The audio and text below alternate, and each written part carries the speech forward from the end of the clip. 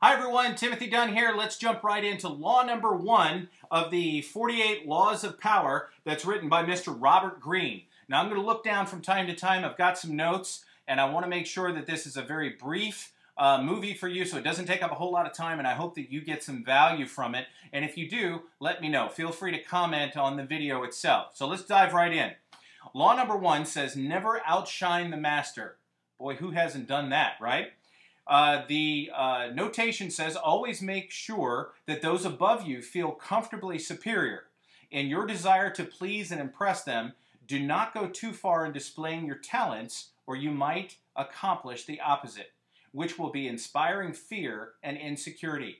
Make your masters appear more brilliant than they are, and you will attain the heights of power. Well, that's a tough one, especially if you're working for somebody that you have trouble respecting, or if you think that you got a little bit more experience or you got more going on than they do. That's a tough one, and I think that I've been guilty of that in the past, and inadvertently I think many others have as well. So let me tell you just a little bit about this law. They give an example of Louis XIV back in France, and I'm not real good with all these French names, so I'm going to use American, connotations here. But Louis XIV had a real good friend and in his court, which was named Frank. And Frank was just kind of like one of those guys in the entourage. He would hang around with Louis XIV, right? Louis XIV had a chief financial officer, or a head of all the banking, and that was Jules. So we'll call her Julie. Now, unfortunately, Julie passed away, and Frank thought, hey, this is great. I'm going to walk into this job, and I'm going to get, a great salary, and everything's going to be fine. Well, the problem is that Frank didn't know that Louis XIV was going to get rid of that CFO position. So Frank started to get a little worried. Well, maybe I'm not as close to the boss as I thought I was. So he goes, you know what? I'm going to throw a party. I'm going to invite everybody, and I'm going to show King Louis how grateful I am and how great everything is. I'm just going to have a great big bash in his honor. So what he did is he went down to Sam's Club. Well, they didn't have a Sam's Club, but he went down to his local bakery, I'm sure, and he got all the little quiches and the canapes and those little eclairs with the chocolate on them and the ice sculptures, did all this stuff at his house, had a huge party, invited all the noble people in, and what happened is it was too good, because all of the noblemen that were there started gravitating to him, saying, Frank, what a great job. This is a wonderful house. You did a wonderful thing. You're just, you're a heck of a party thrower. Well, ends up, a day or two later, Louis XIV ended up having Frank arrested. And it had nothing to do with what Frank did. It was kind of like a conspiracy. They accused him of stealing from the king's coffers, because there's no way he could throw a party like that. Truth be known, Frank spent almost his last dime trying to impress the king. But what he didn't take into consideration is that the highlight, or the spectacle, was taken off of the king and it was put onto him. Even though he had the best of intentions, the king became a little bit jealous. So, you know what? The king says, we're done with Frank. They put him in a dungeon, and that's where he lived the last 30 years of his life. Whoops, that's not a good thing, right? So we fast forward just a little bit to the 1600s and talk about Galileo. Now, Galileo was a really smart guy, and what he used to do, I don't know whether you know this or not, but he spent most of his life poor, and he just wasn't getting ahead. I hope this rings a bell, because there's a lot of folks that work very, very hard, but they don't get the promotions, and they don't get all the things that they deserve. So Galileo stepped back and he started to figure some things out. He was an astronomer, and so what he would do to make sure that all of the knowledge was evenly dispersed, he would create a gadget, and then he would create a book about the gadget, and he would give the gadget to one group of people, and then he would give the book to another group of people. And people, like he did with the compass, how to tell east, west, north, south. So the people go, oh, this is great. I absolutely love it. And they would pay him in goods. They would give him a goat or some fruit or whatever. And he never really had any consistent income. So he stepped back and he said, well, what am I doing wrong? These are life-changing things, and I know that I'm contributing here. How can I do it better? So just right after that, he discovered the 4 moons of Jupiter. Now stay with me on this. This is interesting. He was courting this nobleman that was in the Medici area of Italy, And so what he did, he says, you know, I'm going to try to appeal to the ego.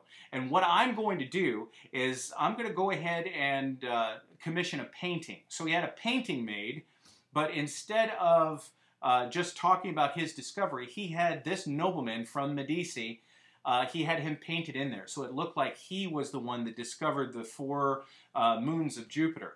It was actually quite flattering, and he presented it to him. This nobleman was so impressed that he turned around and he gave Galileo a job with a salary.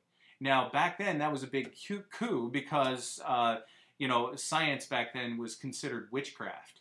So that's pretty interesting. He said, well, if I can just appeal to their ego, then, you know, I might get a little bit more. And sure enough, it worked. Now, what has this got to do with us?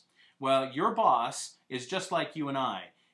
They want to feel fulfilled in their job. Sometimes they feel insecure. And remember, they have a boss as well. So you have to look at what their position is, and you also have to look at them as a human being. I want you to understand that they work very hard, but they have all of the bells and whistles that you do. They have insecurities, they have problems at home, they may have car problems, all this other stuff. So when they get to work, they want to feel fulfilled. They want to feel like their day is going to be less hectic, and they just don't want a whole lot of trouble out of the people that they manage. So what can you do? Well, you want to make them feel as important as possible. And I tell people that I work with and that I mentor that basically you have one job and one job only, and that's to make your direct report, the person that you have to report to, look good. And that's really the focus. Now, there's 2 basic rules in the book, and one of them is never outshine the master by doing a fantastic job more so than what's asked. So you want to make sure that you do a competent job and that you do very well, but don't do it to the point that you're trying to make your boss look bad. And then you never want to overstep your bounds. Never forget where you came from. And they have another example about a Japanese peasant. And he gained favor with the emperor. And he worked very hard. The emperor started giving him more and more jobs, and things were just working out great. Well, the emperor walked by this one hall, and the peasant, he got a little full of himself. He had a sculpture commissioned of himself. And he did 2 things wrong. Number 1, he put sandals on the sculpture. And then he had a kind of a lofty pose. And the emperor said, you know, this guy has forgotten where he's come from. And that's, you know, a lot of people have done that. I know I've done that. If you garner favor from your employer, one of the things you never want to do is never, ever assume that that favor is going to last forever. So what happened with that guy? He got a big rock put around his neck, and he was thrown in the East River. Well, not the East River, but a river in China. So there's a lot to be learned about how we're supposed to work within the workplace so that we do a very good job, we support our boss, but we do it in such a way that it doesn't make them feel threatened or it doesn't make them resent us, especially if you start to garner favor with that. So there's also some other things in this book that, or in this chapter, that are pretty important. It talks about your boss as a declining star. Now, if you have a boss that is not doing that well, and you can see that they're on their way down and their stock is not rising, one of the things you don't want to do is you don't want to kick them. They're going to fail on their own, so you want to make sure that your work product is consistent and it's something that you do that is within what your job description is, but you don't want to do anything malicious to make them in a negative light, okay? And one of the things you don't want to do is you don't want to pour it on and prop them up if it's something that's within your eyesight. If it's something that you want to do to gain that next position, you want to make sure that you're doing a good job. But if you're quiet and you're consistent and you bide your time, then all of a sudden that power, and this is what it's all about, that power is going to relinquish itself to you. So I hope this hasn't been too confusing, but let me go ahead and wrap up. Number 1, never outshine the boss. Number 2, never forget where you came from. And then number 3, you never step on anybody that's having a difficult time. You always make sure that you're quiet and you bide your time, because the one thing that they drive home in this chapter is that all power is cyclical. Everything comes to those that wait, and it's usually going to be the person that doesn't make a peacock out of themselves, but is consistent in that work, that's going to end up reaping the benefits. I hope that's been beneficial. We're going to move on to law number 2, and I hope this has been good. I've really enjoyed talking about this with you, and if you have any comments, please feel free to give them below. Thanks again.